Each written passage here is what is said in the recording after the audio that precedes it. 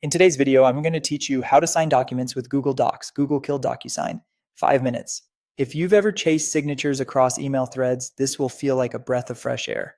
Google Docs now includes a built-in e-signature feature, so you can prepare, send, and collect signatures without leaving your document. Let's walk through it from start to finish. First, open your document in Google Docs. Make sure it's the final version you want people to sign.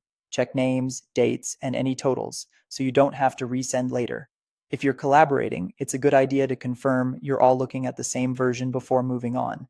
Next, head to the Tools menu at the top and select e-signature. This opens a sidebar on the right that guides you through setup. If you don't see e-signature, make sure you're in Google Docs, not just previewing a file, and verify you're using an account with access to the feature. In the sidebar, click Signer. Here, add yourself if you're signing, or add external signers by entering their email addresses, up to 10 signers per document.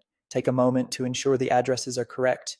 You can include a short note if needed, which helps signers know why they're receiving the request.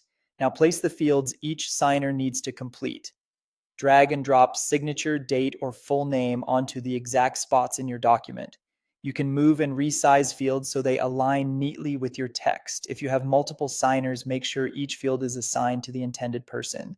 Zoom in for precision and keep spacing consistent so the final PDF looks polished. When everything looks good, click Request e-signature. Google sends each signer a secure email with a link to sign. They'll be guided through the fields you placed and can complete it quickly on desktop or mobile. Before you hit send, take a final pass to check the subject, message, and recipient list. A careful review here avoids delays later. Once all parties have signed, Google automatically generates a final locked PDF and saves it to your drive.